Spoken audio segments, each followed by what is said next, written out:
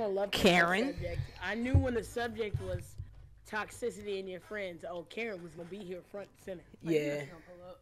yeah, man. This topic is very close to me because, all right, first of all, shout out to everybody who's tapping in, tuning in via Twitch. Shout out to everyone who's tuning in YouTube, Anchor, whatever you came through on. Shout out to you.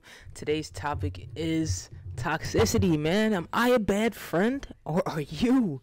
That's what we're talking about today, man. Shout out to Petty Pistol Papa in the bottom. Shout out to DeadViolets up at the top right, usual cast right here that we got going on. Shout out to Toxic Huber. He was last week's guest. Shout out to Karen for coming through on the Twitch stream. You guys are amazing, man.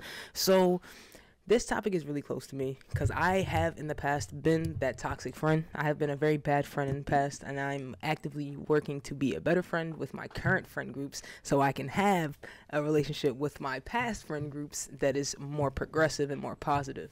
So I really wanted to kind of see what your guys' thought process was because, I feel like in the past I really only attracted assholes because I was one. I really only attracted douchebags and bad and quote unquote bad people because I was one. You know what I'm saying? Like no good person wants to be around. You know what I'm saying? Like an asshole or like a douchebag. Like nobody wants that. You know what I'm saying? And it made me like really think like, damn, like is it me? Like am I the problem?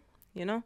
And then just one of those things where it's like, how can I be better? Like, how can I not be the toxic one for once? You know?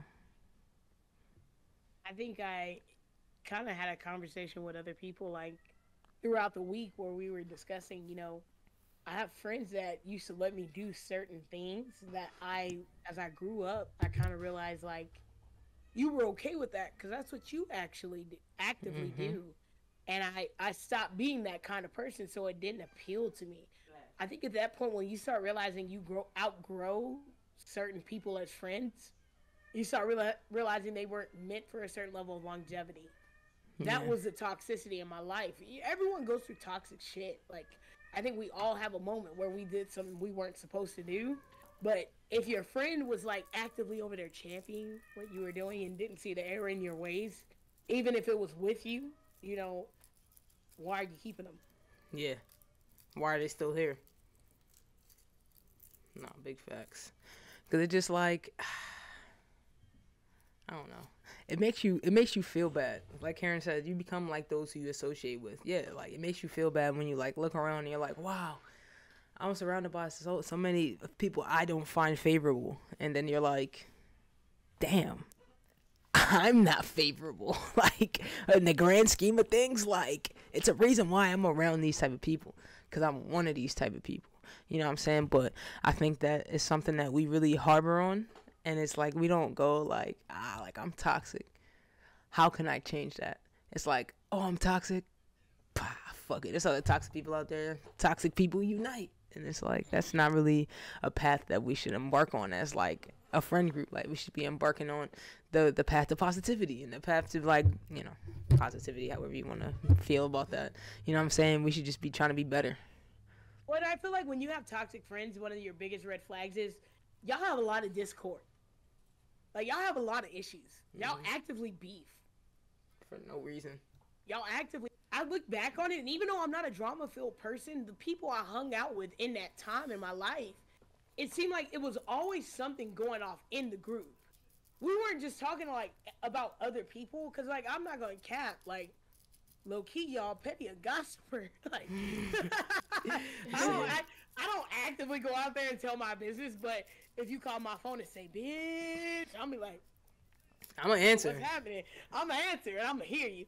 But it was Yeah. like gossip in the group, like oh so and so don't like so and so, or so and so liked so and so, and they were doing this at this party, and it was a problem. Like, and now we have to split and divide in Discord. Like, Karen, you gonna resonate with this real She quick. said You've been waiting facts. for months for this to come up, but Hmm. like before I game with y'all, I had a really big group. I talk about these individuals that I grew up with that kind of, as I was coming into adulthood, welcomed me to being an adult. Before we got shit situated, it was almost like when old girl would beef with her man at the time, as women and men, we would divide in the group.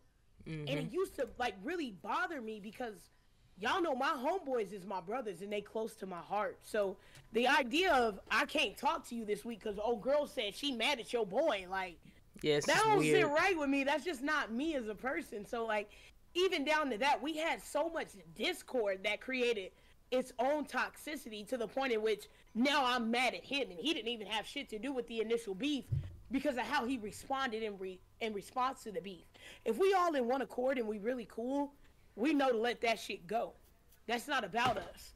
In the grand scheme of things, which is the family, the whole bulk of us, that's what matters. And if our this small petty beef between 1 and 2 takes over, like, okay, it's on y'all to be adults and figure it out. And yeah, we gonna guide you. Yeah, we gonna be here, but my words shouldn't be how he ain't shit. It should be, let's remember the good times. Why are we really upset? Is this not, if are you just misunderstanding? Yeah. Let's work through that. Real friendship is we can beef and work through it and just having an argument every week over something that we just clearly are two different people that shouldn't be in the same circle. Yeah. I struggle with that. Gossip. Gaming in real life. I'm pretty sure everybody has, especially real life, like especially when you're like in high school, middle school for sure. I remember there was this girl I was like best friends with, and then one day she wasn't talking to me, and I was like calling her name and everything, like, you know, like wondering why we weren't talking, and then it's like. And weird thing about me is I can kind of tell what's going on with people. It's weird as fuck. I can almost read people in a sense of like, I know why, and I think I know exactly why. Because especially if you're like my friend, I can automatically tell what's going on for the most part. Empathetic. Talk about I'm very empathetic. Yeah, empath. So I basically, it was the thoughts that came in the head was like she probably heard something that somebody said that I supposedly said but really I didn't say, and she was in a car a long time with her mom and I was waiting for her. I was like, well, if we're not friends or not, whatever, because I had to accept that. I was young as hell though, and I really wanted friends, but I still kind of had the sense of like I gotta be choosy with my friends. I just didn't. As you get older, you get more choosy. Yeah. Because you live and you learn, literally. You gotta be selective. I think that's a good thing, though. Like, you shouldn't accept everybody who offers goodwill as a very good friend, and I think that's what comes with understanding the difference between toxicity and genuineness, is that everyone who offers you something, you shouldn't just immediately accept them. I think we all learn, after you've dealt with being toxic, the difference between, like, is this too good to be true, and, like, is this, like, somebody who's a genuine person? Yeah, facts. Yeah, it was like I told her she should have just talked to me about it instead of going off like what somebody else said. And I said that, I think I was like 11, I don't know if I was in the 6th grade or 7th grade, but there's so many people I wish that I could still be friends with from like middle school era till now. It hurts my fucking feelings, I swear. Yeah. But I realized that the only reason why those people didn't come with me is because, well, in like the title of the podcast, so I was talking to myself. So like, in order to move on and grow up as a person, you have to see that there is a toxic trait about you, whether you like it or not. Mm-hmm. You just may not know, or you refuse or neglect to acknowledge it, because we're humans. We're gonna have some kind of trait about us that somebody in this world doesn't like. And everybody has a particular like taste about what kind of friends they want and like what kind of people they want in their circle. Yeah. And everybody should just take a step back and learn how to observe that from a distance instead of just automatic like, oh no, like I can't be the toxic one. They were toxic the whole time. Like, no, I can say it myself. Like, I know I'm some people and they had to sit me down. It hurt my fucking feelings. I swear it did. But then I was like, it had to be said. Yeah. There was one occasion that I felt like it didn't need to be said. It was like, oh, you hang around this person a lot. It's like, maybe I hang around this person a lot because, like, at that time I felt safe with that particular person as a friend. You have to give me time to be friends with you. I'm a little bit more introverted. And Irk definitely understands this. Like, give me a minute. before Let me you ask be you like, this. oh, why you not hanging out with me? You know? Let me ask you this. At what point do you draw the line where you feel like somebody is realistically telling you something and you may be the problem Mm-hmm. and you need to accept that criticism and they're feeding you more toxicity? Because let's be real, when you got toxic friends, they feed you toxic bullshit to make you feel like you're the problem. When you're a good person and you're realistically doing what you're supposed to do, you're accepting criticism. At what point do you go, oh shit, like, hold up, you're capping, you are Yeah. gaslighting me? I got an answer right Pot away for calling you, the girl. kettle black. Right Yeah. away. Mm-hmm. Answer for that is when that girl I was friends with that y'all was telling me about. We were just talking about this just now. He slides back. Oh, I had to close the door. But- Keep going. No, you're good. You're good. But it was that moment. It was like something she said about me. My mom, because like, I get not everybody has that, but for me, my mom knows me from the back of her hand. Me and my mom are like this. I don't care who flames me for it. I don't care who roasts me for it. I love my mama to death, and that's my best friend. But I'm gonna still hold her to respect that. That's my mother, but that's literally my best friend. And my mom does not lie to me about who the fuck I am, what I'm doing. And if my mom, see, when my mom told me something, I will be hurt, but I know it'd be the truth. If she was wrong, she would apologize and be like, well, or I'd be like, Mom, you said this? She's like, no, I think I was wrong about that because at that time I was so such and such and such and such. And she would correct herself. Versus this person is like, oh, you're this, like, you're trifling, you're a liar. And it's just like, the situation was like, I didn't remember if I said it or not. And then at that time, because it was just like, and then the way she was yelling does not get to the bottom of things or answers any questions. People, I'm just tell you that right now. Yelling is always good. As a person who yells a lot and who's loud as fuck, yelling is when it comes to a serious conversation like that, that person may not want to deal. Oh, puppy. Little dog makes a guest appearance. Chat, there was no way we could. We had to acknowledge puppy. Shout out to the puppy. But I feel like I was toxic to her. She was toxic to me, and we just accepted it. Like, but then she's like, "Oh no, you're this, you're that." Like when it came towards like something, she just drew the line from there, I guess, or whatever you want to call it. Like, oh, our friendship will be done, like threatening, or and I'm just like, well, I mean, like. We're 20 something, and it's just like, I'm gonna do me, you gonna do you. You did you for so long, and it's just like, why can't I do me? And I'm not saying what I did was right. I'm not saying she was not looking out for me. Not that she wasn't right. It was just the way it was presented to me was wrong, if that makes sense.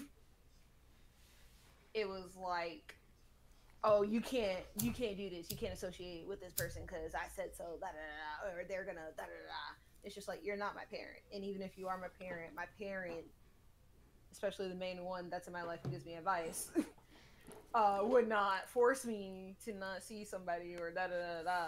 It would just be like, that's you definitely gotta see for yourself. That's definitely a prime example of a toxic friend. The type of shit that Exactly. can get you like around only toxic people. Cause like now, who am I supposed to be friends with? Your friends? That's toxic. Like leave me out of that. And I think that's the thing too. If you're actively complaining about the kind of friends you have, and then you expect them to be my only kind of friends, I'm like, No thanks.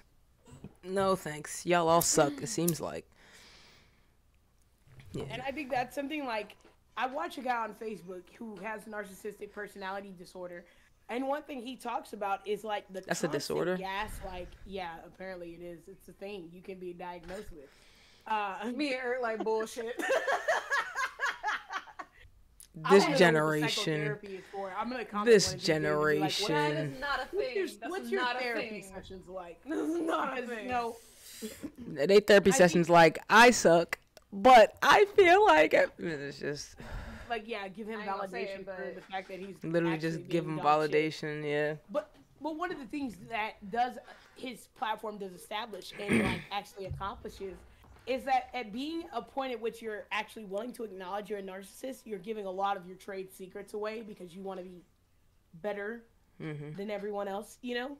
So that element does have truth to it. And a lot of times you see him talking about like the gaslighting of so many different types of narcissism, and a lot of it is a control factor in the way that you set your friends.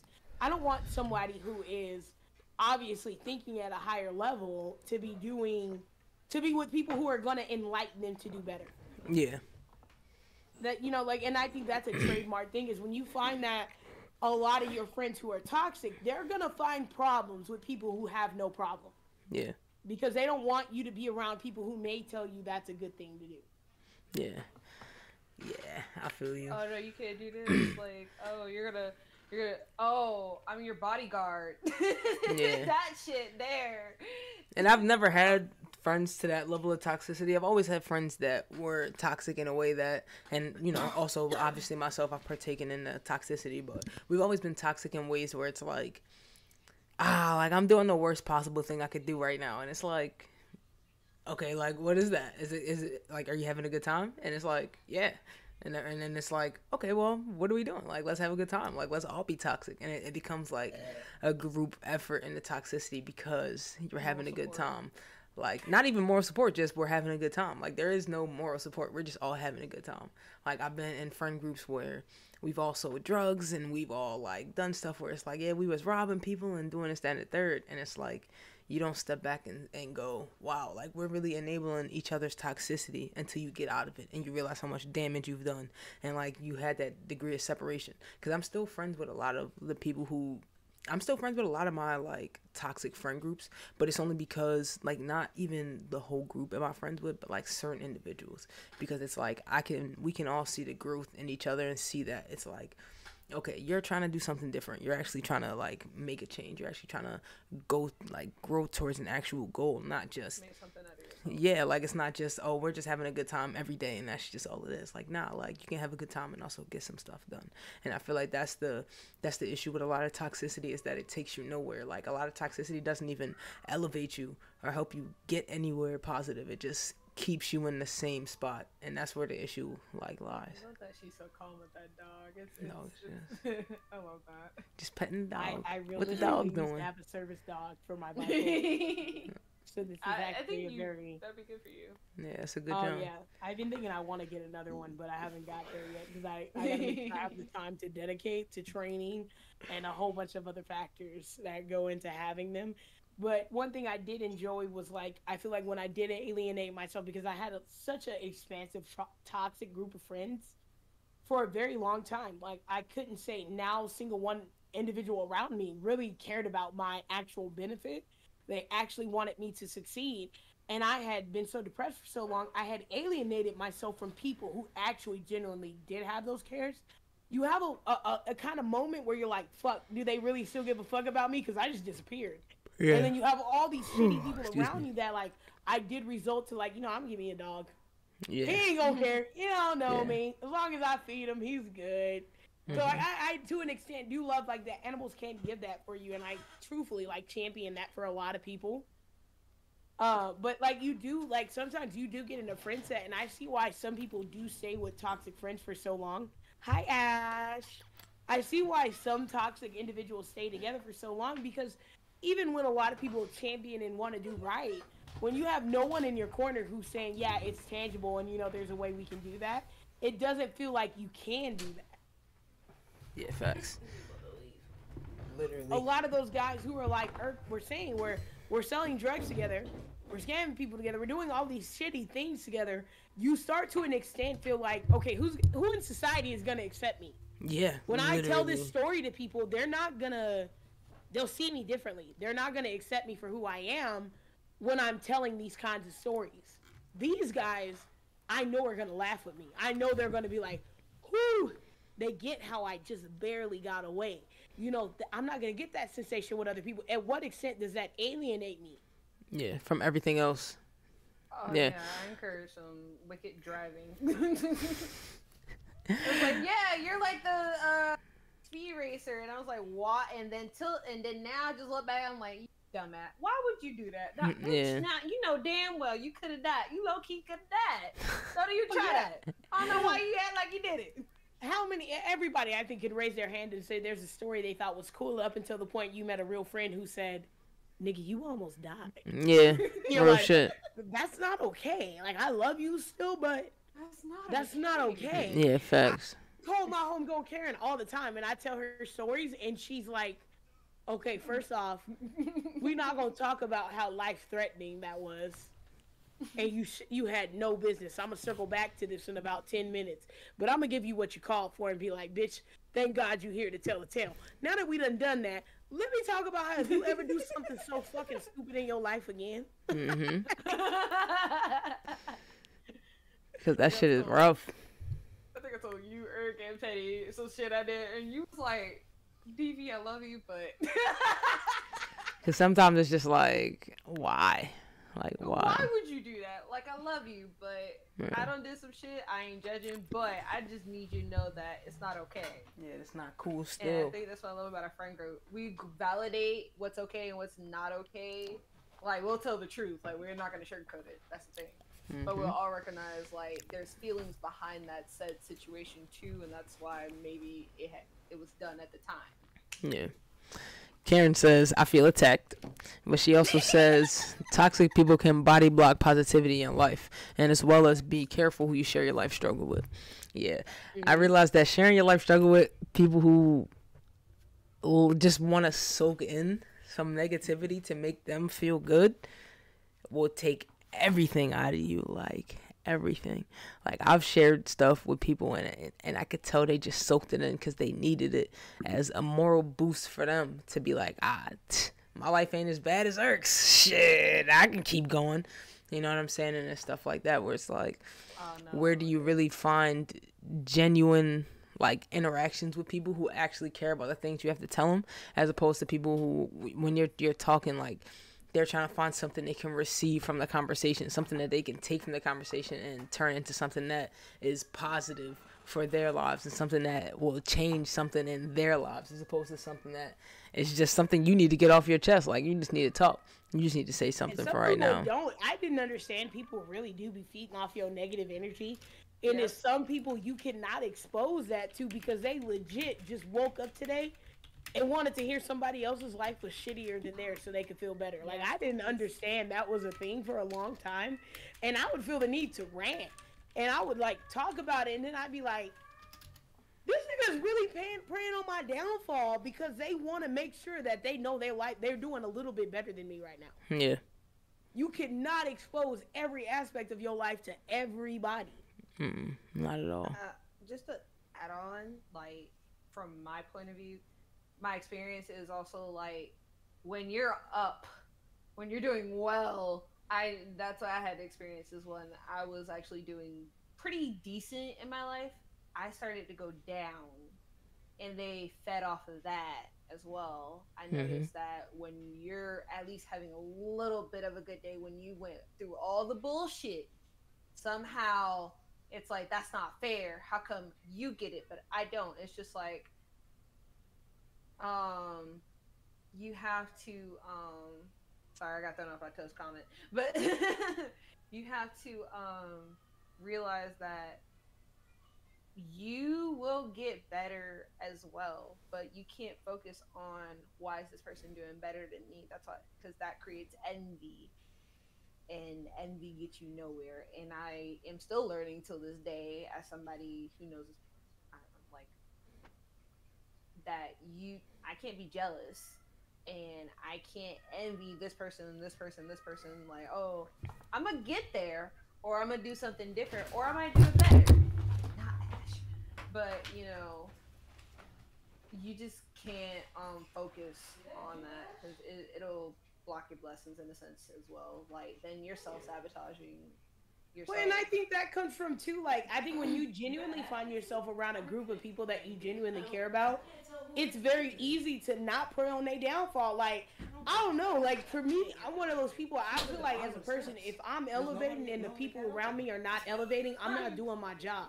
Because I feel like as I become great, everyone around me should also feel like they're in a state where they can rise and become great. It may not be in the same, it may not be financially, it could be spiritually. It could be, all of a sudden you are striving in your relationship, because I feel like the good you do around you impacts everyone. And it affects them in a way that it may not necessarily be how you imagine, but when you're being at your best self, you're giving some of your best advice. You're giving some of your best of yourself to the people around you, not just the person you lay down with. And it shows in your friendships. So when you're really doing well and you're happy with what you're doing, you don't feel the need to be a hater to your friends.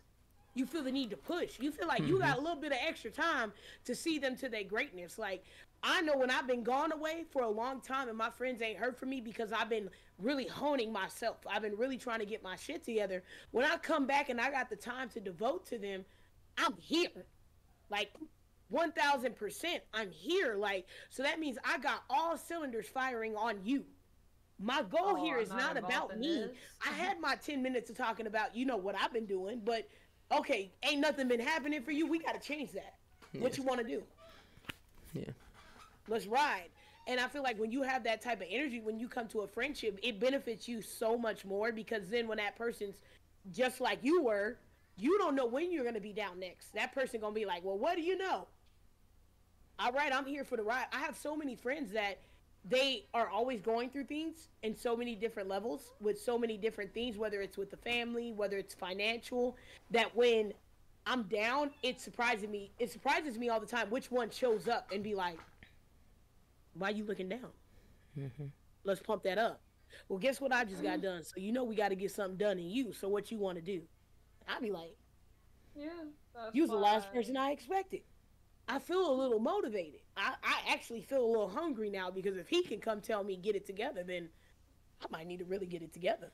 Yeah. Mm-hmm. You gotta have those type of friends in your lives that can realize, like, you're fucked up. Let me help you not be fucked up, but also let me show you some empathy in the process. Like, you know what I'm saying? Give you that hard, like, pat on the shoulder where it's like, yeah, like, I got your back, but also, like, I'm not gonna sit here and baby you.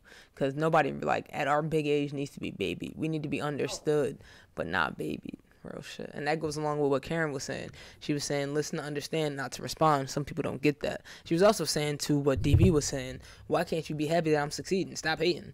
You know? Exactly. Real shit. Exactly. And Toxic Cooper says, man, I wish I was here. We wish you were here too as well. I had a friend that wanted my help with Twitch and wasn't putting in the work and then felt some type of way when I was growing. Now he don't want to do it anymore. And I'm telling him, bro, the ball is in your court. I can't run your page and my page. Exactly. A lot of people, that's another thing where it's like, I can't do your work. I can't do the work for you. It's your fucking work. It's your life. You know what I'm saying? Like, you can want to do work for somebody as much as you want. You know what I'm saying? It could be a parent. It could be your best friend. Somebody you rode with through the mud. But you can't do it for them. You have to do it yourself because it's your identity. It's you. It's your life. You know what I'm saying? Especially with Twitch and with anything, you have to always put in the work. Because a lot of people think that you switch trades or you go to something that somebody else is succeeding in, now it's easy. Nah, bro. Like they had to grind to get where they got. They had to make that shit work. You know what I'm saying? You think it's easy because you saw the growth and that's it. You saw him go from nothing to something, and that's not all it was. It didn't just take one day. Like Rome was never built in a day. Rome was built off the backs of many people who really struggled and tried hard to get it to what it was, and we gotta remember that. Just to add on, like, um, yeah, you gotta put in the work. I don't. As far as somebody who has laziness in them, okay, I'm pretty sure everybody has like a little bit of laziness in them. But if you want to do something like them Instagram models or that easy money you be seeing, that shit is not real. Number one. Number two, they're not really happy because it's just like you'll see them like looking good and they living a good life, but really like that person like ain't as happy as you think they are. And that's why I'm like, you know what? I know I'm gonna go somewhere when it's time for me to go somewhere because I gotta stack that bread up. I gotta, make sure I do what's good for me first. Then I can do like, the miscellaneous, I guess we'll call it, but still like important to your life. Because it's something you want to do. Because as a person, you deserve, especially when you work your ass off for it, to like go on a vacation. If you want to see Japan, go see Japan. Like, or you want to travel here. You want to do like DreamCon. All that stuff. You have to work for that shit. You have to put in some kind of effort. I also think it's this too. Ask yourself this: if I did it all for you, would you really be proud of it? I'm one of those people that I feel like if everyone else did it for me, was it really mine? And Irk will tell you this. He's done so much for my channel and for my Discord and everything I do, where he'll literally at the point when I say, Irk, I want to do something, he'd be like, I'm gonna give you my layout for it, and you'll go in there and fiddle with it. If I wasn't willing to go in there and at some point make it mine, I guarantee you Irk would not give it to me, because then what was the purpose? I wouldn't have been proud of it if it was just what he gave to me. At some point, I'm gonna go in there and fiddle and change the settings. And even if I only change one thing from what he did, I gotta make it mine. If you can't have some pride in what you're doing, some claim and some ownership to it, why are you really doing it? And I feel like in all of my friends, I look for that. They my friends for a reason. They my friends for a reason.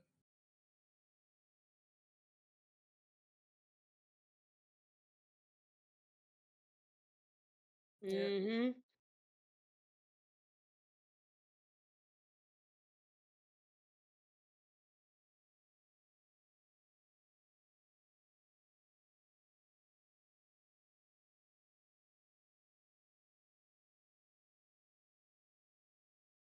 Oh, you can't hear me? All right, but all I said was, listen.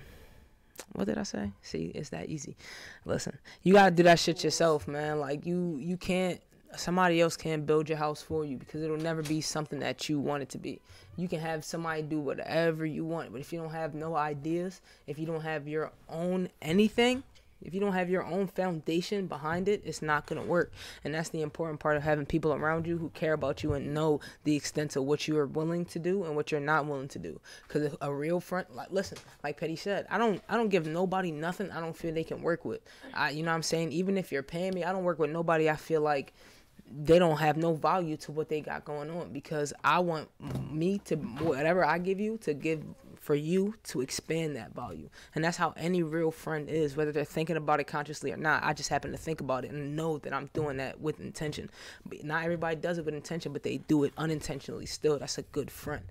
A lot of your friends should do stuff that motivates you. They should help you motivate yourself. I have a lot of friends who in a second, I can go to my man Ronnie crib in a second and go record a whole song. He can leave it up to me, but he's not going to write my verses for me. You know what I'm saying? I can set up and do this, that, and the third, and want to have this idea for a drawing, or woo woo, but somebody's not going to come draw it for me. You know what I'm saying? You have to have your own initiative. You have to have your own drive. Only toxic people around you will do everything for you, and because they're expecting something from that. Anything I do for anybody, I'm not expecting anything from it. I just expect to see you grow, and that's real friendship. Moral of the story, kids, choose your friends wisely. Exactly, Karen. Okay. No, you're good. But like the first time, remember I asked you I wanted some art, and you was like, "What do you want?" And I specified it for you. You was like, "Yo." You gotta have your own foundation. You have to have your own stuff to go off of. People when I can't do anything for you. What I wanted, like to the T, and what color. I said I wanted this color. I said I wanted like this. I said I wanted this theme, because as somebody, I call myself an artist. I don't care. I'm gonna call myself an artist. I don't do the draw artist, but you know, just artist mindset or whatever you want to call it. When Irk was like, "Oh yeah, I'll do this for this," and then I saw the artwork he did, I was like, "Hmm." So, and then at the same time, I was kind of challenging Irk, because I wanted to see, like, can you do it? Like, you know, because I would like to see something of that I thought of in my head, like a vision, like as Irk was saying earlier, like be put in front and like to actually see it, and it's fucking dope as fuck. Like my overlays and shit, Irk did that shit. Like them break scenes that started, that Irk knew. I almost cried. I swear to God, I almost cried because I was so happy, because I was like, yo, he knew exactly how I wanted it to be. I'm a loud person, but at the same time, when you come in my stream, I wanted to be peaceful, and he knew, like, okay, I'm gonna make it peaceful because I know DV likes to make sure people are okay, you know, type shit. So, man, you need if man. You just gotta have your own vision, artwork, folks. God Like, damn it. you just I can't swear. expect anybody to do anything for you. Can't expect anything from anybody because only a toxic person will do everything for you Not the without cosplay. teaching you how to do that shit yourself. Like Toxic said, Violet is definitely an artist, especially with the W cosplay. You know what I'm saying? And it's about knowing yourself and understanding the limits of what you have going on. Real shit. I think when you know yourself, it's a lot harder for someone to try to control you and your vision. And when you meet genuine people who understand your vision, or even if they don't understand it, they give you the space to articulate it. Every single one of my friends doesn't come to me and every idea they have is put together. They don't come to me and say, this is exactly what I want to do and how I want to do it. I got a friend who told me the other day, she watched this podcast and she's been watching a few of them and she want to do one too. It wasn't her immediately saying, this is exactly how I want to do it. She said, hey, teach me. And I was like, all right, I'll show you. It's going to be hard. Let me be honest with you. And I'm not going to gaslight you. That's the thing, too. Sometimes you'll feed your dreams into people who will gaslight you. And they're not going to be honest with you and say, hey, do you know how much shit you got to get in order before you can go attempt that? I'll never withhold the knowledge from you, but at the same time, I'm going to tell you realistically what your idea is, because I don't want you to be shell-shocked when you get in here. I don't want you to get in here and suffer through what I went through. The whole purpose of everything I'm showing you is because I want to make it easier. I tell everybody the reason I stream, the reason I started doing this was because I recognized the people around me made me better. They brought out a side of me I hadn't seen in years, and I knew what we could do as a unit. But I also knew if somebody didn't spearhead and champion the way, it was never going to get done. I didn't do that because I wanted to harbor that information. I knew everything I did had to be brought back to the crew. They're going to do it in their own way, and they're going to make it happen for them. It's not going to be exactly how I did it. And if I wanted them to be exactly like me, it was never their vision. Yeah. Real shit. Yeah. Real shit. My mom would record her solo podcast in a closet. Mm-hmm. And I gave her that. She would come out of the closet, like, look, I heard you in the background. I need you to keep it down, like. But I would give her that space because my mom was talking about like she was trying to be like a life coach for like especially women with who dealt with abuse, anybody who dealt with abuse, really.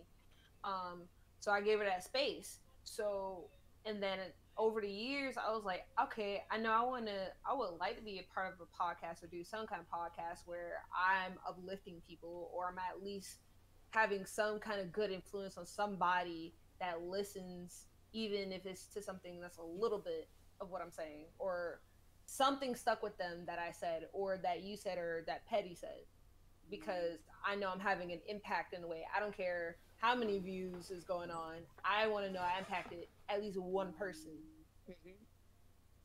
Yeah.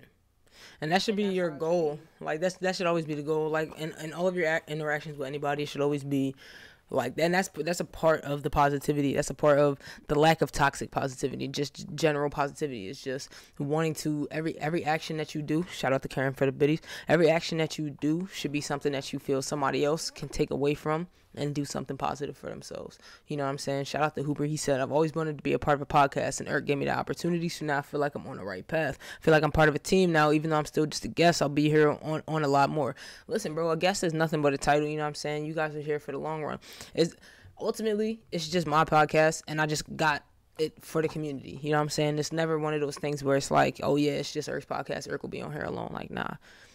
You know what I'm saying? I guess it's just a title. You know what I'm saying? We all on here with the same goal, with the same mission to just talk and get, you know what I'm saying, our opinions out here. So it'll never be anything where it's like a hierarchy or none of that stuff. It's just titles to make it easier for me in the Discord labeling. That's all. Like real friends, we don't. I think we have this like unrealistic idea of a team. And we think because we on a team, we got to have the same mindset, the same goal, and we got to be on the same exact track. And I think when you're growing up in high school, yeah, that's kind of it when you're on a sports team. But in real life, when you make real friends, y'all understand that y'all can have the same goal and go about it in entirely different ways. And you champion each other's success because you're excited. Because I know if there's no one else who can do it that way, it should be you. And I feel like that's how I feel about every single one of my friends, because we don't approach anything the same. We all got issues. We Facts. all go through different things on a day to day, and everybody's living circumstance is extremely different. I don't live like Karen, and Karen don't live like me. I don't live like Frank. I don't live like Germ, and none of them live like me. We all grew up kind of a little bit different, but the hunger we have is the same.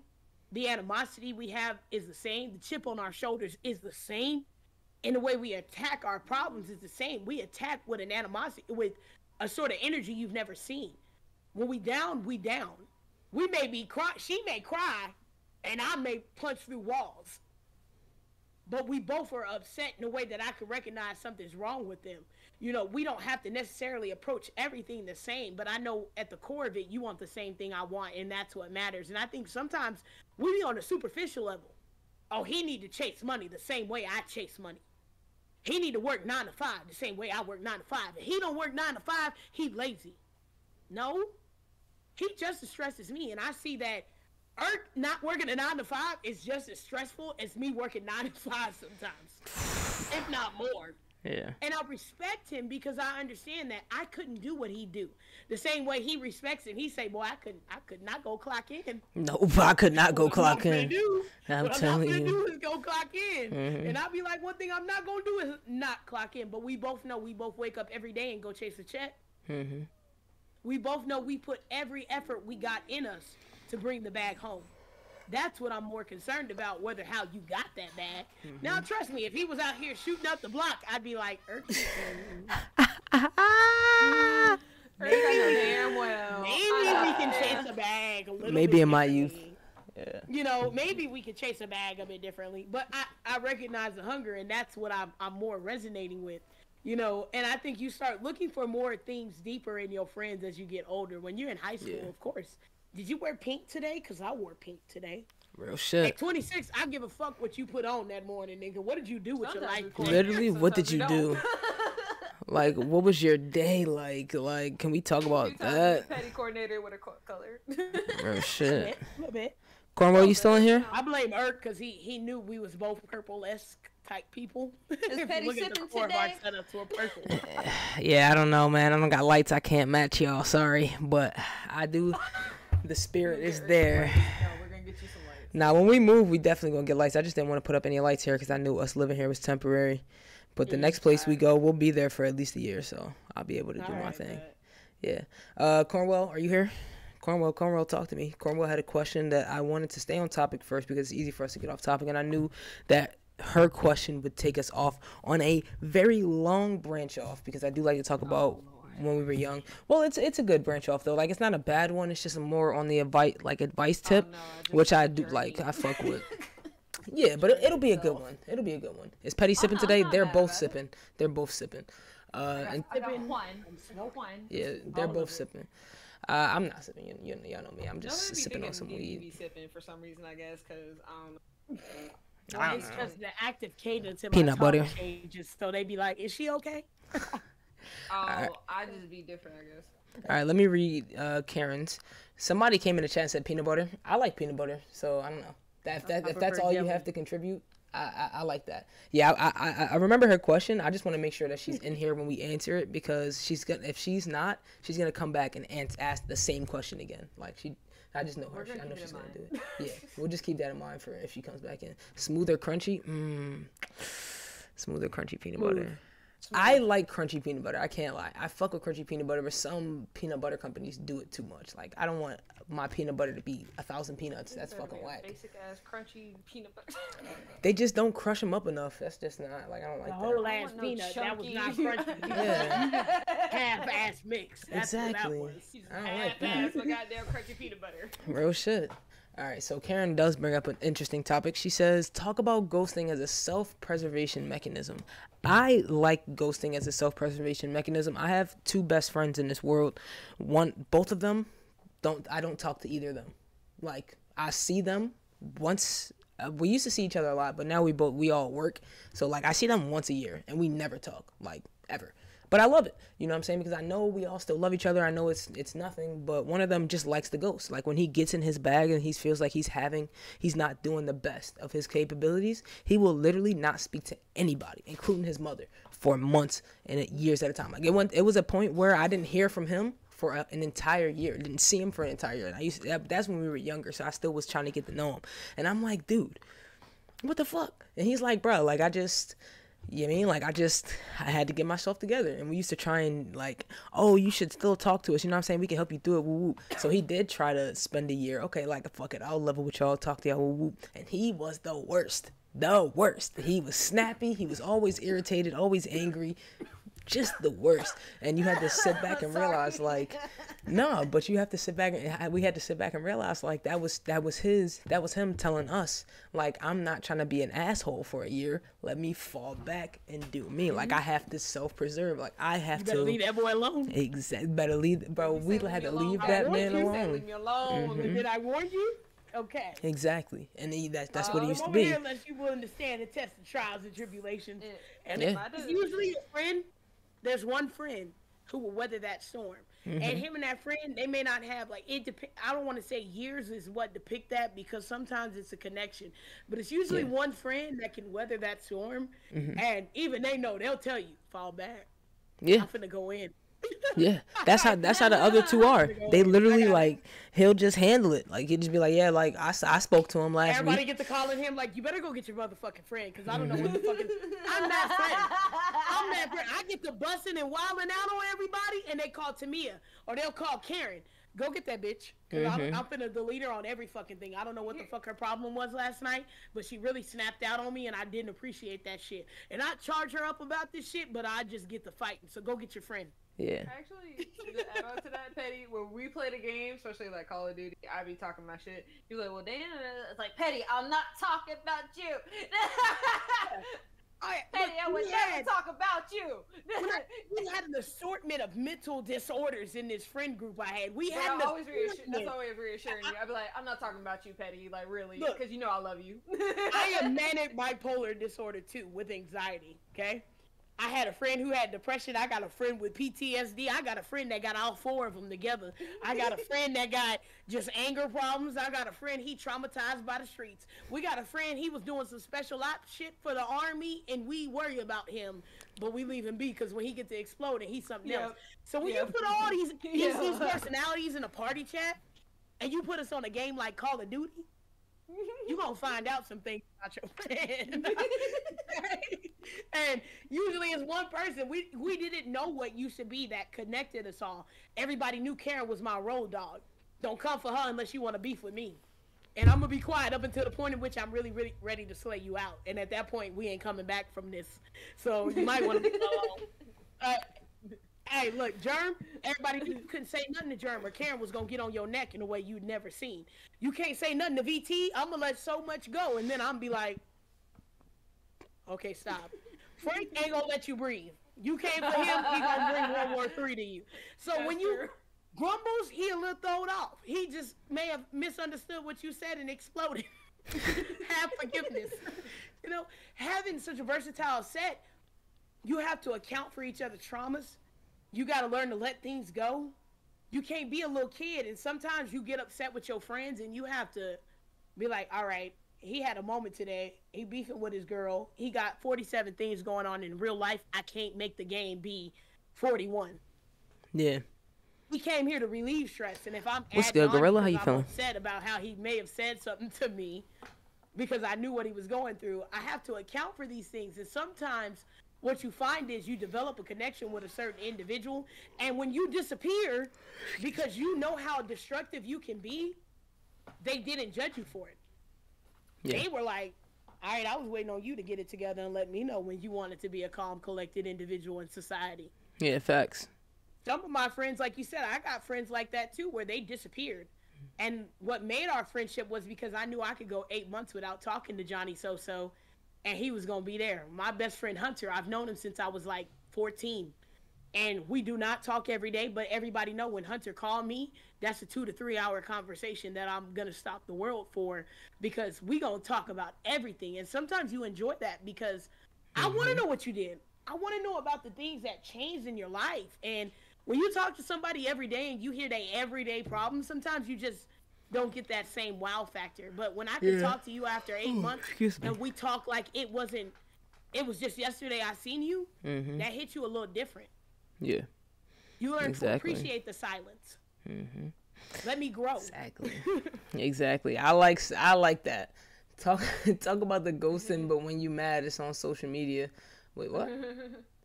So what she talking about is I had with one of my friends I had known for like 8 years.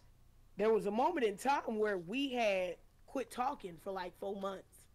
And I'm one of those people when I get mad at you and I really love you, I don't want to say I just fuck with you because I love you because you my family. I will stop. I will cut you off, and I won't speak to you because I know the words that want to come out of my mouth are friendship breaking, and it's not that deep. I'm gonna get over it, but right now I'm angry, and I need space to let that simmer down because I didn't hit 12, and I just when you do that to an extent, I think as a person who ghosts people, you start to understand that age-old saying of if you love somebody, let them go, and if y'all meant to be, y'all come back. That don't always mean romantically.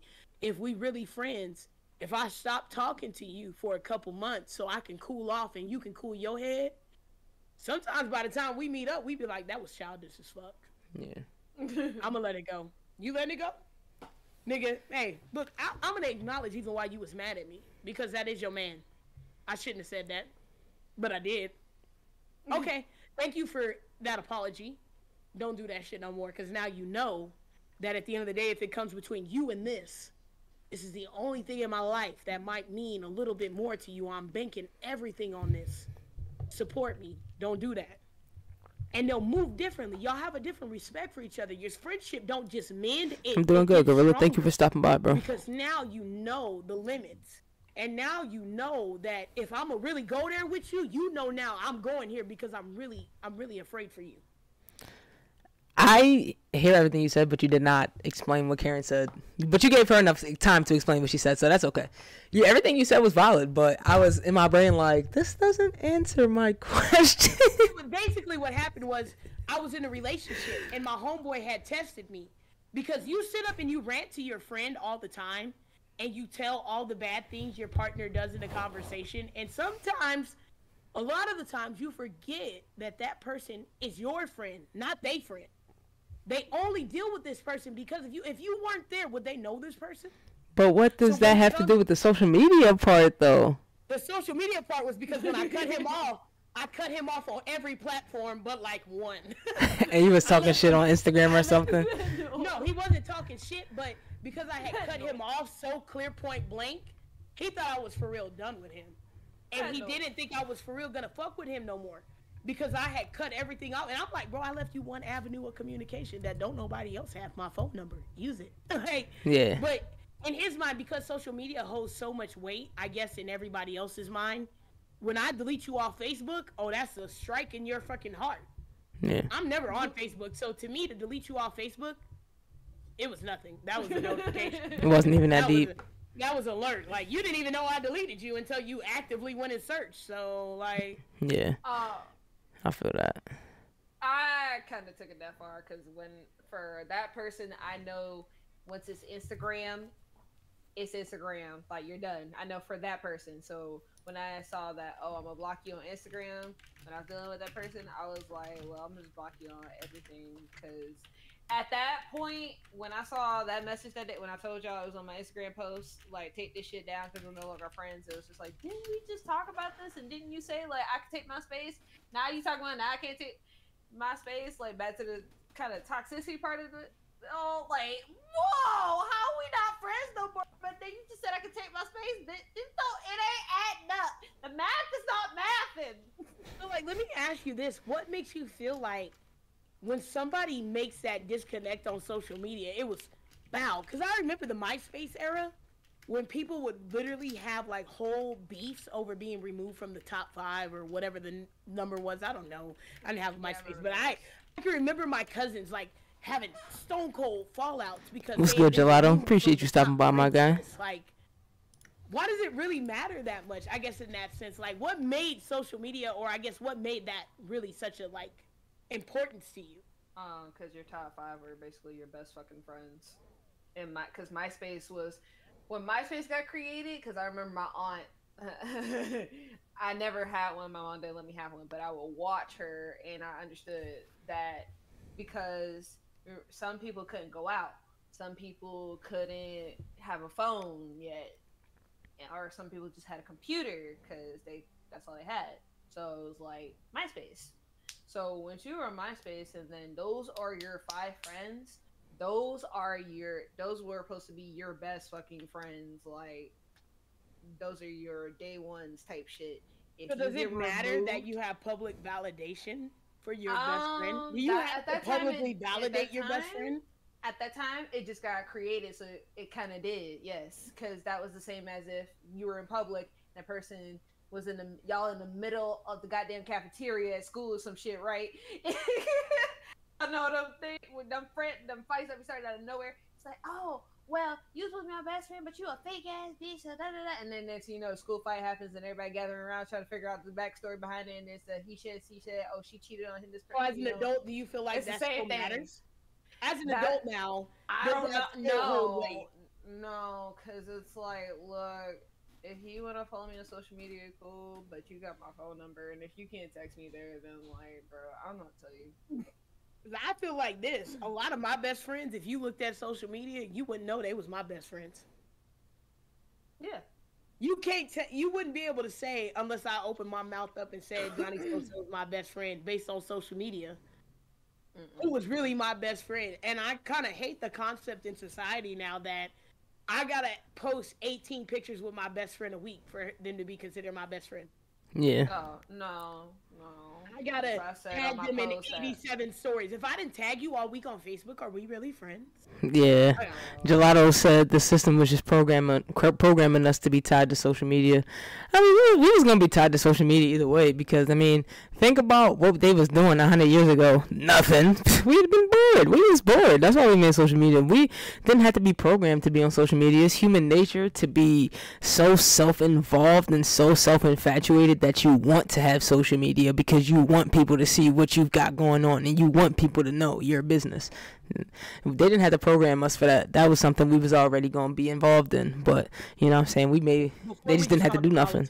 Yeah, before we just called it politics, you know what I'm saying, with the little tea parties and shit like that, when people would have brunches and shit like that, that was social media. That was the same thing, hierarchies and shit like that, you know what I'm saying? Social media is just social, like us being social on the internet. Like we have social media, you know what I'm saying, like it's just literally just taking everything from what you do in real life and putting it on your phone. Like it's all the same shit. It's all the same. Well, okay, for me, like you see, like I have a best friends highlight. I literally meet, like there's probably like maybe one person I could say like not no more, but I know for sure, or maybe that's that friend I keep at a distance. I don't know, but I know for y'all especially, y'all already know if y'all my best friends. I say y'all my best friends, okay? Because y'all actually real and y'all actually like don't sugarcoat shit for me. Y'all don't lie to me. And then plus on top of that, y'all admit to your flaws and be like, you know what, that was fucked up with me, you know, but and I do the same thing because I like to just admit like I fucked up. I don't got time to be lying, man. Like it's exhausting. And y'all be the same way, like, look, I'm gonna just tell you, like, I fucked up. And that's why I appreciate y'all, and I can say that y'all are my best friends. I don't give a fuck. Because I know if I ask them for advice or if I tell them something, I'm gonna make sure they're gonna tell me, like, this is the real deal. Like, no bullshit. Yeah. I think I put so much weight in the people I consider to be genuinely my friends that I expect them to disagree with me more often than they agree.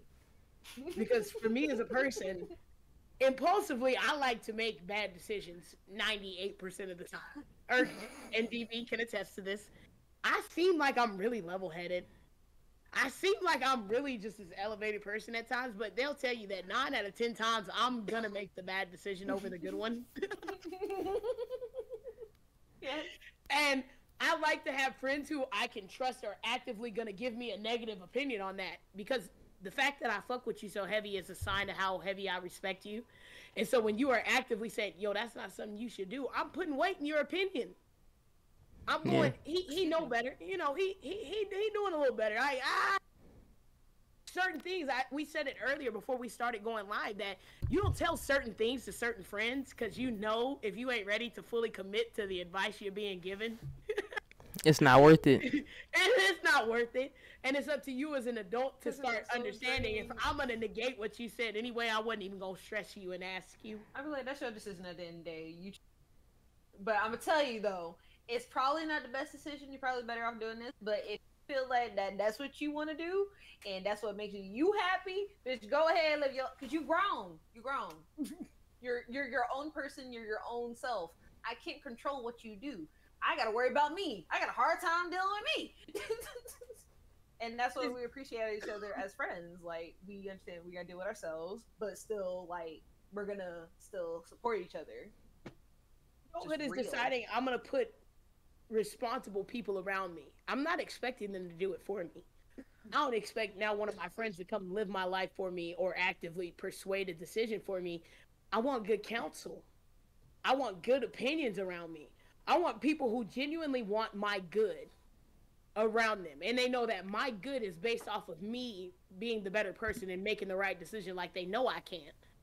And if I don't, they still gonna be here and be like, you know, we kind of told you, but okay, as you make your rise back to greatness. You have to learn that on your own. You know, you can't always actively stop your friends from making bad decisions. And I've learned that in so many different scenarios with my friends. And, you know, at a certain point, if homie is dedicated to this decision, ain't shit I'm gonna say gonna change that. I could have all the facts in the world. I could have all the truth in the world. I could have evidence on camera. But if they really love that individual, or if they're really gung-ho on that decision and this is what they say is their dream, ain't shit you gonna be able to do to stop them. Not at all. And I think it's sometimes towing the line between saying, and a lot of people have trouble with doing this, they don't know how to support somebody without supporting their bad decisions. And you can in fact support somebody and not support their decisions they make. Yeah, it's true. Kirk does it all the fucking time. He supports so much good in people, you would know how much shit that person is doing because he's going to give you every good factor about them and put them in every scenario to be their best self. Whether they follow through on it is their choice. That's up to you. He's going to keep putting them there because he knows their potential. Yeah. Yep. Yeah, it's easy. He don't change his concept of their friendship based on how they do. Now, don't get me wrong. If you go in there and fuck up a money execution and got me looking bad, I'm be a little upset with you. We ain't gonna make no money no more. But you just not being ready to take a step is not going to make me desert you. And so many people, they support and champion people that when that person's not doing what they expected of them, they be like, oh, I'm tired of hearing you talking about how he beat you up. I don't want to talk to you no more. Until you leave him, I'm not going to be your friend no more. Yeah. That's not it. I'm not going to desert you. That's not it. I just got to love you from here, though. Yeah, at the same time. Oh, yeah. Protecting yourself is key. You gotta know your boundaries with people, and I think when you're honest with yourself and you're honest with your boundaries and what you can take, it allows you to be a better friend because you're honest. A lot of times it starts with I just didn't want to be honest about how you really pissed me off or how I was really upset you made that decision. Yeah. I'll tell all my friends in a minute. I'll be like, bitch, you know, I'm gonna tell you right now, you shouldn't have did that. Yeah. I'm here. We riding. Don't mistake me. My seatbelt's still buckled, but I'm gonna tell you right now as we in this car. What the fuck you got us doing here? People don't tell me the dumb shit they do these days because niggas know we after a certain age, I'm not gonna enable you. I'm not gonna sit here and let you go. Oh yeah, like I threw myself off a bridge with no bungee and I landed in the water and it was so cool I didn't die and hit the rock that was 10 feet away. Like, I'm supposed to praise you for that, bro? Like, I'm not going to. And a lot of people, I have a lot of friends who won't tell me the bullshit they go through, and it makes me happy because I'm not going to, like Petty said, I'm not going to champion for you for that. And I don't tell people the bullshit decisions that I make because I don't expect to be championed for those. If I make a bad decision, I make that bad decision in silence because I don't want anybody to go, I don't want to give anybody the opportunity to be like, okay, I see why you did that, and that was, okay, I get it. I would have done that too. No, you wouldn't have. Be realistic. Would you have actually done that stupid ass decision having thought about it? No, you I wouldn't have have. done that, but I understand why. No, you did and it. it's true. But that's also, but I don't give people the opportunity to have that second to think, me saying this is too harsh. Nah, because it's not. But a lot of people aren't thinking, I need to be honest fully with my friends. So a lot of people aren't having that with them. No, and it's not dumb. It's not dumb. It's a way to preserve your friendships for a lot of people who don't have the heart to be honest. A lot of people don't have the heart to take that honesty. I've just become someone who can take that. It was only 2 years ago I couldn't take that type of criticism, or if you had told me I'm a bad person, I wouldn't be able to take it. If you had told me, oh yeah, you've made bad decisions, I wouldn't be able to handle it. You know what I'm saying? Like it's fair to be that person who can say those things without judging, but it's also fair to be that person who doesn't give people that opportunity to say things without judging. Because I personally, I like judging people, and I like to be judged, because that's the only way you change a person's actions. I judge myself. I'm my biggest critic. Nobody would ever know how hard I am on myself unless you were me. But that's the only way I succeed, is if I give myself the criticism I don't allow other people to give me. And that's a lot of things that a lot of people don't have, is that constructive criticism that people or them they can give themselves to help them organically change over time, not change based off of influence of other people and shit like that. You know. Oh shit. I think that's responsible in knowing your limits. Like you said, you know what limits you're willing to really go with a lot of people, so you know I didn't want to be a part of this conversation. And I think a lot of times we feel like being friends with somebody means I have to put myself in scenarios that I'm not comfortable with, which results in you sometimes coming off as a bad friend, because you look like you was championing the cause all up until the moment when the bullshit was happening, when you was never along from the jump. Whereas if you'd have just been honest from the jump and said, you know what, I'm not the friend to take. You have to be honest. I'll be like, what you gonna do? If I'm in a relationship, my homies know. I can't go on the whole mission. I support you. I'm here for you. But I can't go. I wish you the best. Call me afterwards so I know you're safe, but I can't go. Nope. I'm locked. It ain't happening. I'm not It for ain't the streets happening. right now. Mercy. You know, It ain't and when you're not for the streets and I'm out here on the whole mission, don't expect to be called. Don't get mad at me because you didn't get called. I didn't, come gloating. No. You are on the aisle of monogamy. I'm not going to present you a situation you ain't got no business being involved in. Because sometimes we be like, well, how did my friend end up in this situation they had no business being involved in? Because you were toxic and gave it to them. Because you gave it to him. You didn't want to go down by yourself, so you brought a friend. Exactly.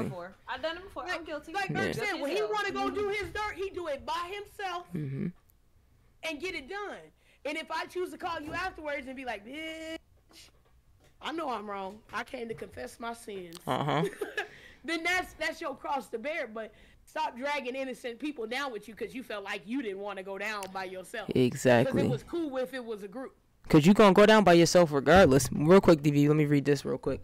Gelato said, true, I make bad decisions in silence. And personally, I don't think that's a bad thing. I know you put the face palm after that, but I don't think that's a bad thing. Because I save a lot of people the time of having to bullshit and feed me lies and feed me the bullshit that I'm not interested in hearing. The same way I'm not interested in giving other people bullshit, I'm not interested in receiving it either. And I think that's a really good decision on my part to make. You know what I'm saying? I feel like unless you're feeding yourself bullshit while you're making bad decisions in silence, it's not really anything to be upset about unless you feel as though you don't have anybody to talk to. And I have people to talk to. Like, I know I could talk to people, but I don't want to. I'd rather face my problems by myself because a lot of people are going through their own shit. And a lot of people don't have time to bear your problems with theirs. And I'm very conscious of that, and I'd rather just bear my problems alone. But, I don't think that's a bad thing. DV, please.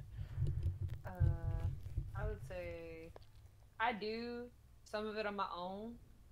Or like just recently, like I was just like, we broke up and I broke up with this person.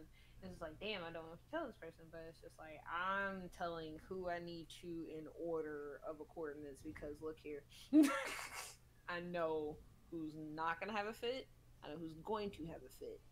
I know who's gonna explode. I know who's not gonna explode. But it's just like you don't want to go through that alone, and it is hard. But at that time, I know I'm gonna have to do something on my own with this, because I am in this. This is me. This is nobody else. Nobody's in this with me. Friendship. Nobody's in that friendship with you, but you. Nobody's in that relationship, but you. So at first, or even if it's not at first, you just gotta like take that time to yourself to be like, how do I deal with this? How would I feel comfortable dealing with this? And what's gonna help me move on? That's not reset me back to that toxic person that I was, or back to that person I was, or toxic cycle I've been in. Yeah. I ain't gonna, unless you're a twin, you're born alone and you die alone. So it's, you handle your business. You know what I'm saying? I don't think that means don't talk to people and don't, you know what I'm saying, find comfort in being open with people, other people, and doing stuff like that. But I mean, to a certain degree, nobody's here for you, and not even that. Nobody is here to make your decisions for you. Nobody's here to tell you you're a good person or you're doing this good and your life is going down the exact path you wanted to, because it's not their life. It's you. It's your life that you're living. It's your decisions that you're making, and it's you. You have to think about that. You know what I'm saying? Even, I have a partner, and we go to sleep together every single night. But when I close my eyes, it's me. And I tell her the same thing every night. It's not about anybody else but you. Whether you're in a relationship, whether you're in a relationship with 5 people, you can be in a relationship with 10 people. It doesn't matter. You know what I'm saying? It doesn't matter if you have 100 friends. It doesn't matter if you have 100 parents. In the grand scheme of things, it's you, and you're making the trek through this universe with your own spirit and with your own intentions in mind. And you can rely on other people for this, that, or the third all you want, but it's not going to make a difference if they decide that it's not something feasible for them, or it's not something that they feel they can even weigh in on. Now, you relied on people this entire time, and you have no spine of your own. And that's a problem a lot of people in our generation face. Myself, I face that a lot. I can't do a lot of things by myself. And that's a lot of the reason why I'm so self-reliant, because I feel as though that's something that you have to be able to do for yourself as an adult, is rely on yourself in every aspect of life. That's not to say don't have friends, don't have form connections and relationships with people where if you need to, like you really need to, you can rely on people. But you shouldn't, exactly, you shouldn't have to rely on people for every aspect of life. You should have some form of comfort and understanding in yourself and within yourself, that to know that you can handle the things that come along your path without always having to have someone else shove you and make you do it, or make you handle it. Yeah, like my mom said, like, even though she loved my stepdad and all, she said, I'm comfortable, I can live by myself if I live. I was like, yeah, Mom, you really can't, because I watched her. I literally watched this woman. She can be happy with or without somebody. She don't need nobody. And at first she had to learn the hard way, like, you don't really need nobody. And it's not to say, like, it's not good to have a relationship, like Berkeley's saying, like, we're not saying not to do these things, we're just saying you come first no matter what. It's okay to think about others when it's you're supposed to, of course, and it's good to, you know, consider other things, but always remember that there's still you. You can't forget about who you are, what you are, because some people like go autopilot, and I've done that. Yeah. I think it's hard to learn to be selfish, I think, with yourself. A lot of people who, and I find this in a lot of my friends, when you are very self-aware and you know exactly what you want, you know how selfish you can really be, and you're honest about that with yourself, you honestly sometimes feel like you have to overcompensate by giving so much of yourself to every relationship you involve yourself with, because you know exactly how selfish you can be with yourself. You know exactly what I know I'll cut you off in a minute. So because I know I'm gonna hit the abort button on you, I have to, sometimes I overcompensate by being so willing with my energy and what I give to people. And I had to train myself into understanding, what do I really see as potential in somebody's willingness to grow into that potential. Being in love with you and actively loving you and loving the person you're turning into and developing in, it involves on so many levels, and it isn't a testament or a strike against my loyalty because I didn't vibe with who you became. Because everybody has an option, and they don't always pick the option of what their potential speaks. You're not a horrible person because you said, hey, I'm not going to be loyal to what you chose to do other than what you should have done. Mm-hmm. Yeah.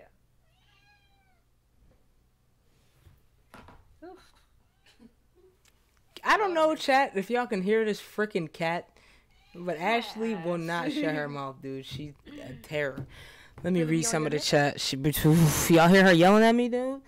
Karen says, my kid, 26, is listening to this. She's all in. Just so you guys know, I love you. Speak that knowledge. Karen, we love you as well. We're trying our hardest. You know what I'm saying? We're just speaking our truths out this bitch, and we appreciate everybody who is here to speak their truth and listen to our truths, man. You guys are fucking amazing. Gelato also says, it took me till I became an adult to really understand I have to put myself first if I really want to get further in life. If you keep giving the cloth off your back to everyone else will be dressed and making fun of you because you're naked. Exactly.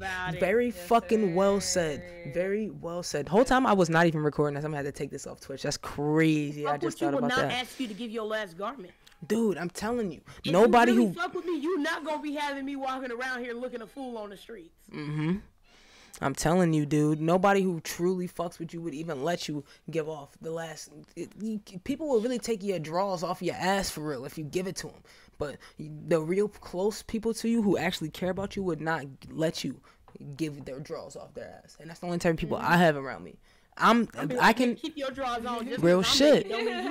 Real shit. Walking around here looking bad. Somebody gotta make it, nigga. Somebody gotta make it, dude, and that's the problem.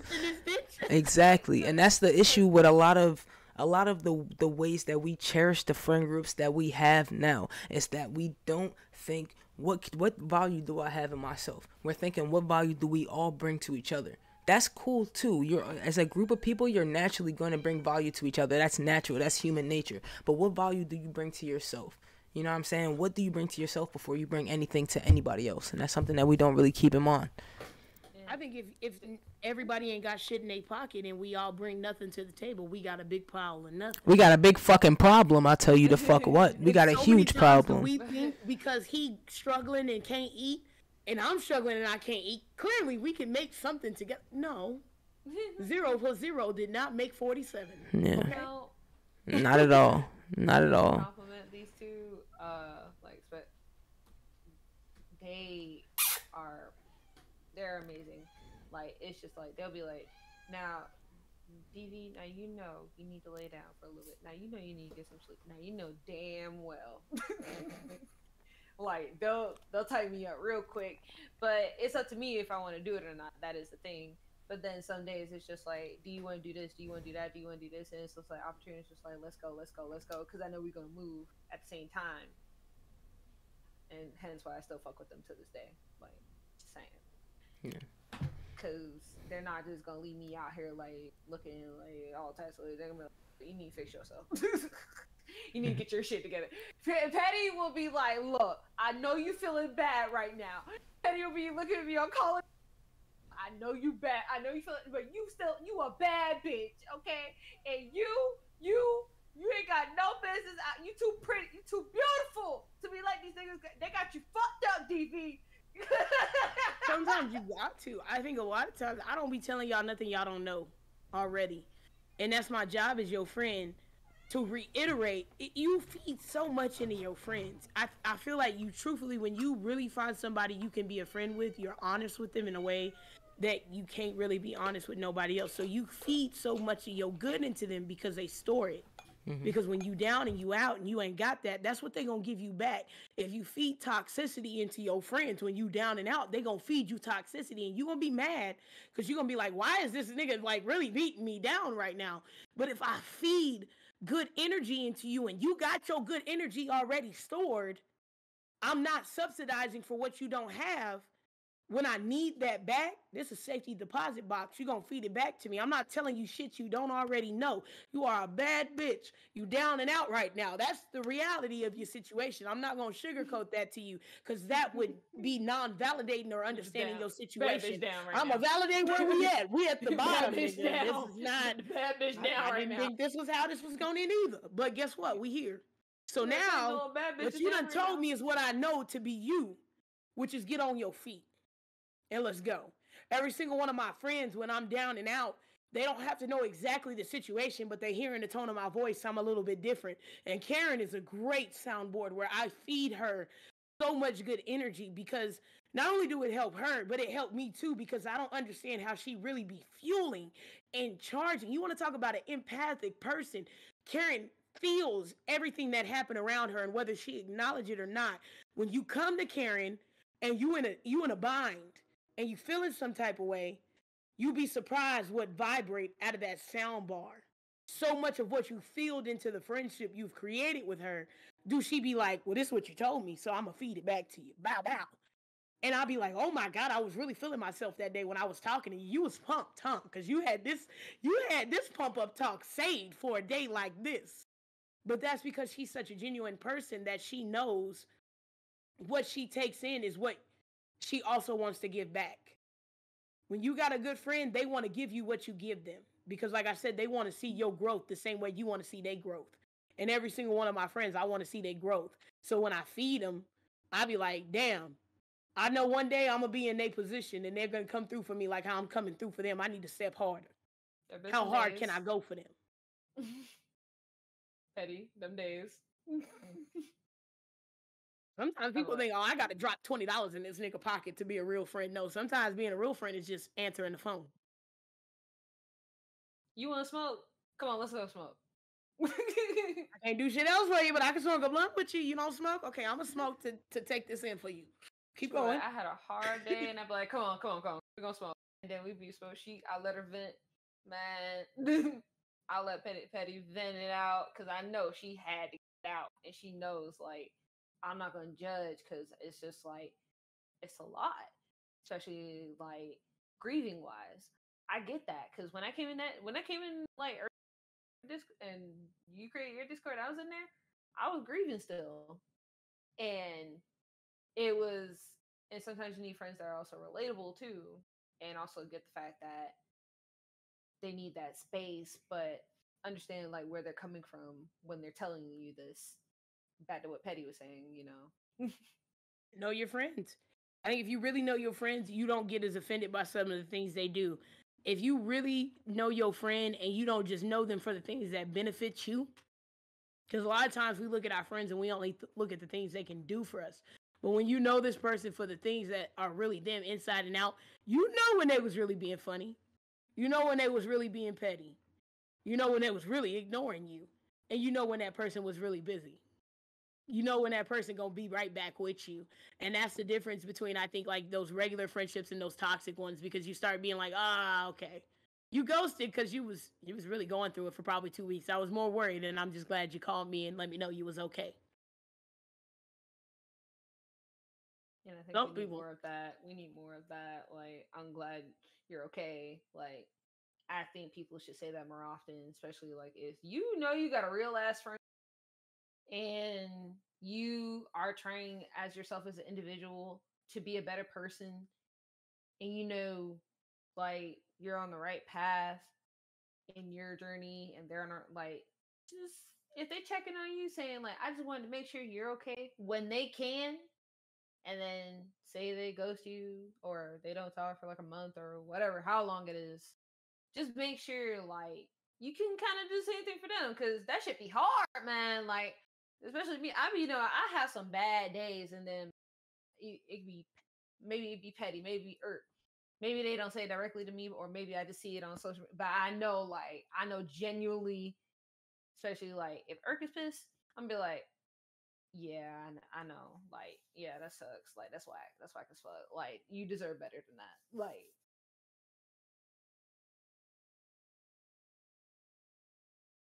And normalize, you know, taking a blank moment for reflection. You know, sometimes I know some of my friends, and I know that they go through battles I can't ride with them through. I want to be there with my deepest condolences and everything I got in me. I would love to ride every battle and every wave with every single one of my friends, but I know it's not for me to do.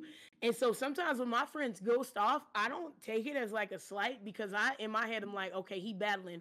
In my head, I start thinking, you know, I'm not very religious, but I'd be like, let me pray.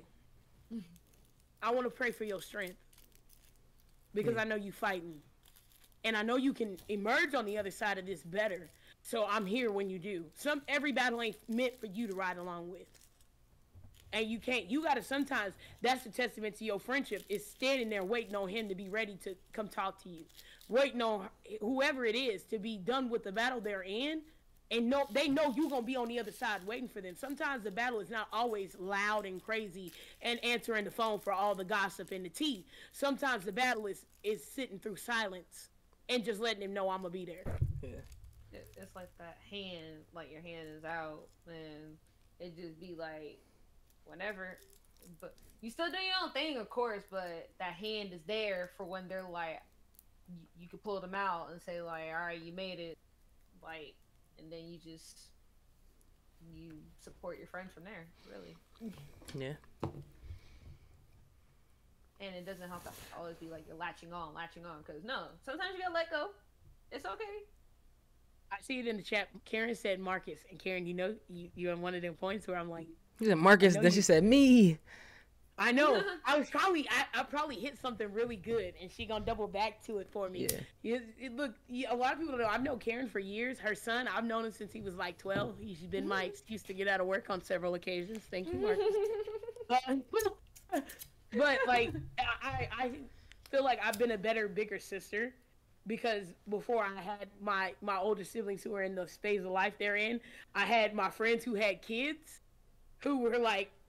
Who we would sit up there and they would tell me certain things and I'd be like, well, goddamn, like, and she said, I'm ready to help with every time he's in trouble. And I really do, because I feel like if I really love you as a friend, I love every aspect of your life. And so like, if you got kids, your kids are my nieces and nephews. I got a friend who right now, her husband is in Korea for the next year. And Irk wanted me to get on the game, what 2 days ago? Oh, and yeah. I was going to come and I didn't make it because you know, we went bowling, and it's because he is my in-house, my real tangible Marcus, where she's single momming right now, and she's kind of just navigating the gates of parenthood. And sometimes it's not always me being on her side, but saying, hey, you're a good parent, but let's recognize where a kid gonna be a kid and they're gonna be normal. I deal with 18 Marcuses on the game all the time. We got Slayer, we got Habibi, we got all these kids I talk to on a regular that I just hear them when they're in their free time. So I can imagine what you like with your parent. Yeah. And sometimes parents feel like when their kids come and tell them certain things, that's a mark or strike against their parenting. And I have to be like, yo, as a single person who out here probably doing some things Marcus is imagining, you're a great ass parent because he's not here yet. Yeah. He came to talk to you, bro. He came to talk to us. He came in to ask questions. We didn't go out there looking for the answer. Yeah. We was able to give them. Like, you know, and it's been fantastic because I look at the man she raised. Boy, Marcus make us proud. And don't get me wrong, he's an adult. He make mistakes. But I'm proud to see him stand up to his mistakes and own them in the way he combats them. And he know, okay, I got to go ask my mom for help.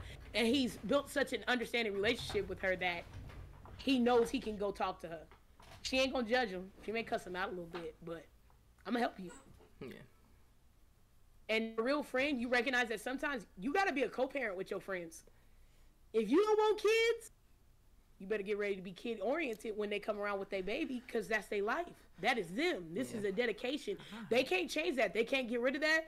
And I see a lot at 26 of my friends who we got friends that'll get pregnant and they stop talking to them. They stop going out. They stop trying to hang out with them. They just treat them like they this whole pariah. Yeah, pariah. And I'm like, that's still our dog. Like, that's still my dog. What you mean? Personally, if you start acting like a mom and dad in every occasion, then yeah, I'm finna cut you off. But luckily, I haven't had any friends who act like that. Like, I got a friend who's about to have a baby in March. Personally, I can't wait. I'm so excited for them to be on some, like, I'm trying to go out. I'll be like, yeah, all right, bet. Where you going? All right, bring the kid over. You go have fun. I can't wait. You know what I mean? I really can't wait.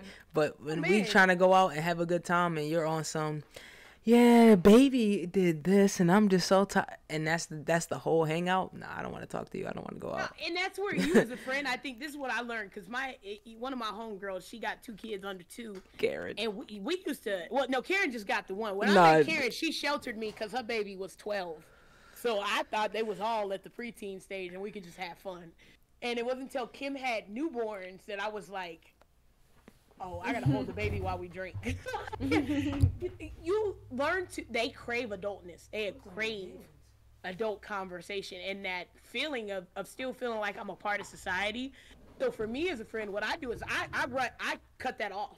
I understand being a mom is innate. You can't stop that. When your baby call, the party stop. Yeah.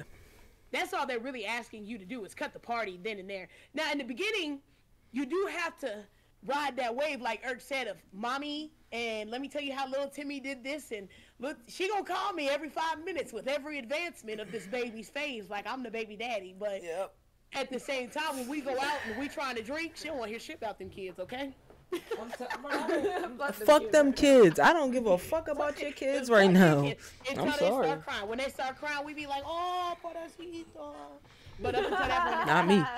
Fuck them kids, okay? Hand me another bottle. Fuck them kids till they get old enough to start saying something funny. Otherwise, it's fuck them kids. Man, look, and I'm like, you get to the point where they like, look, 16, 15, and I think because I had, Marcus said 12, I had this weird phase. Karen said 9. I was like, I want to smoke the blunt, you know, but I'm be honest with you, I'm not smoking the blunt with you till you like 18, 16, 17. You know, I'm not passing you the blunt at 16. Yeah. Well, I'm glad you came to talk to us, but I'm not gonna be at now party with you. Mm-hmm. If I'm at the function, just know you going home, okay? Go home and take care of your baby. You can't kick it with me. Oh, I'm talking about the kids. I'm talking about your kid is like 16, 17, because I am the fun auntie. Yeah, I believe in smoking. Yeah, I believe in drinking. But I'm going to tell you something right now. Please don't ask to hit now blunt or sip now drink till you hit about 17. Real shit. I'm going to be like, you can't be here. I'm kicking you out to the little kid table. And my sister felt that punishment. She was amazed how at 17 things changed. Because at 16, I was like, get the fuck out of my face. Mm-hmm. This is where the adults at. My kid not smoking unless we match. My kid can't smoke with me till they hit 18 for sure, because I'm just not finna deal with all of the things that come with it. Like, I remember smoking as a teenager, and it wasn't just we just smoking. It's, oh, we gotta do this, we gotta do that, and woo. Nah. Then the kids get high and they start acting funny. Nah. And if you're gonna smoke, I'm gonna teach you about smoking. You start smoking at 16. I'm not really feeling it, but as long as you're being smart, smoke with me, gotta be 18. Gotta be. And this is my thing, and a lot of people, when I say stuff, they look at me a little funny, but I feel like, and this is seeing it, being 26, and I know times have only advanced in 10 years since I was 16. These kids are doing what they want anyway. Yeah. And this is the conversation I have with every parent who's got a 16-year-old or a 15-year-old who started smoking weed before they were ready. If they started and they doing it, that means they found a way to do it without your regard, which means they really don't give a fuck. Nope. So now it's on you to take control of this situation. Now let's talk about it. It can be the most uncomfortable conversation you've ever fucking had, but they're gonna do it. And if you've grown enough to do it, you've grown enough to talk about it. So let's talk about it. Why you want to smoke? Aspect. You gonna smoke? I'd rather you be safe about it. I'm not gonna judge the parent who lets their kids smoke in the house, because I feel like Johnny So-So was gonna smoke either way, and at 26, who's smoking either fucking way, yeah, like Irk said, it's gonna lead to some other things. But I think when you see somebody who likes to do impulsive things as somebody who struggles with impulses all the time, you get so much more when you give into a smaller impulse before they just feel like they're doing something by taking a big leap on the impulse. Yeah. You think you're breaking the rule about smoking weed? Okay, I said you can smoke weed, so now what? Now what are you going to do? Let's talk about it. So now, you want to ask me for $10? No, because I know what you're finna use it for. You want $10, go get a fucking job, and you can pay for your habit. Now you. That's how my parents were. Doing an adult habit. You go find an adult way to provide for it, because I'm not going to support it, because I don't agree with it. Like, exactly. I still live with my mom to this day, but she like, look, you can smoke weed.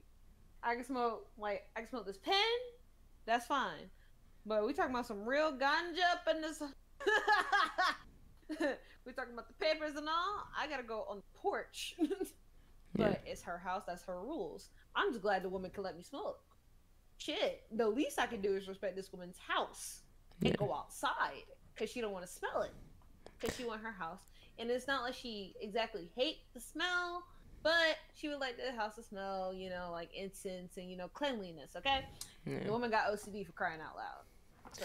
And that's basically what Gelato was saying. It's the sneaking around and shit like that when you're young. He also said, started smoking like middle school. I had friends who smoked in middle school. I was always like, not interested.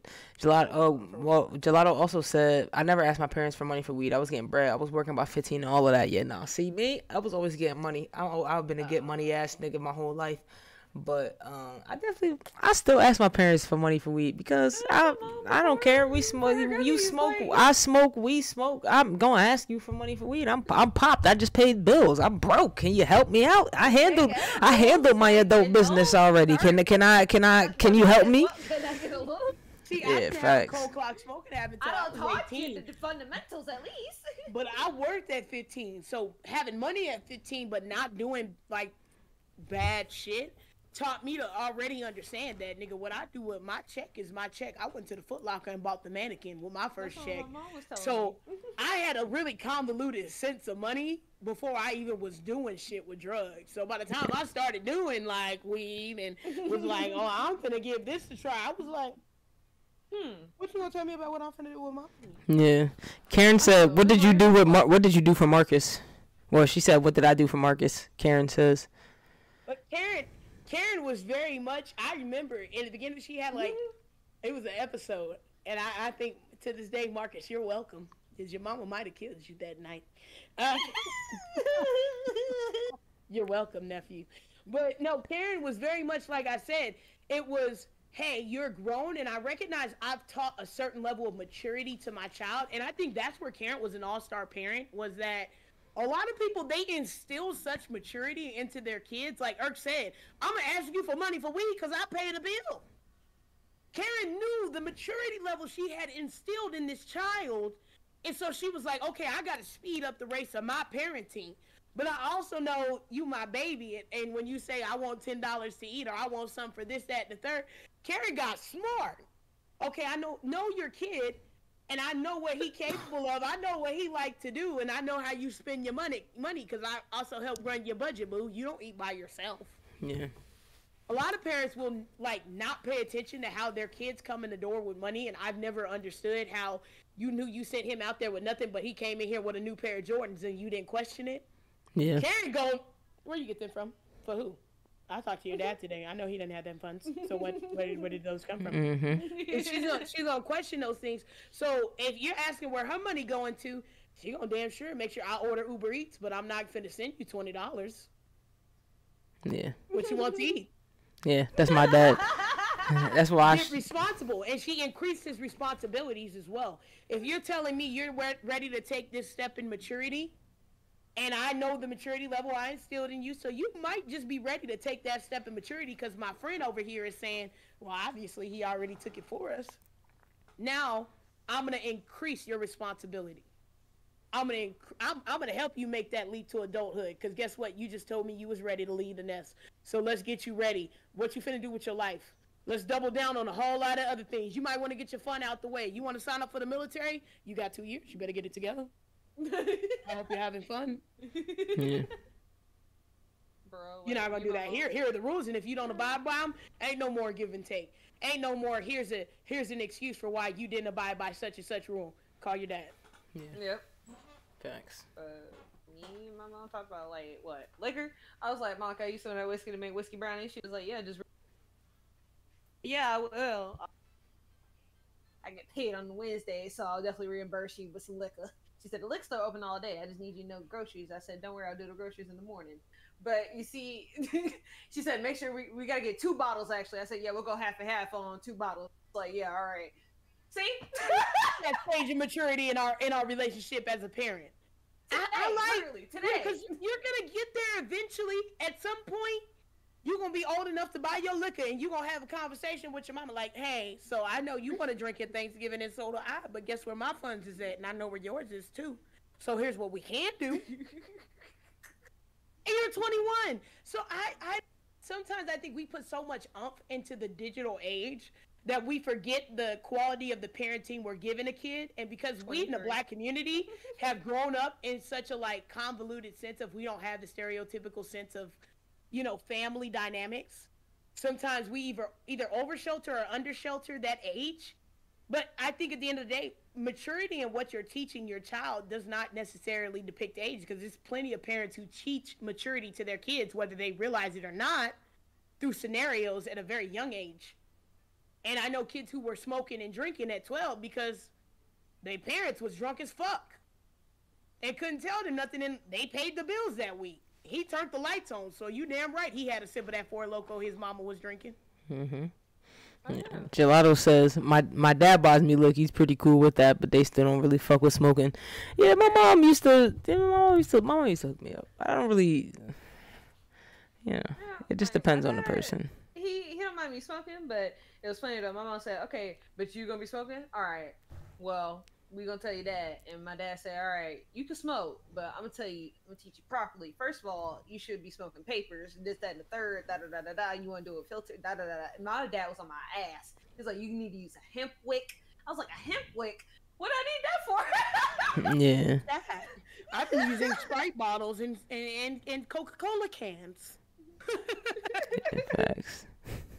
For those of you who don't smoke before you're old enough to buy papers, you gotta use creative methods to smoke. Don't ever smoke metal though. Don't smoke out of metal cans. That will destroy your lungs.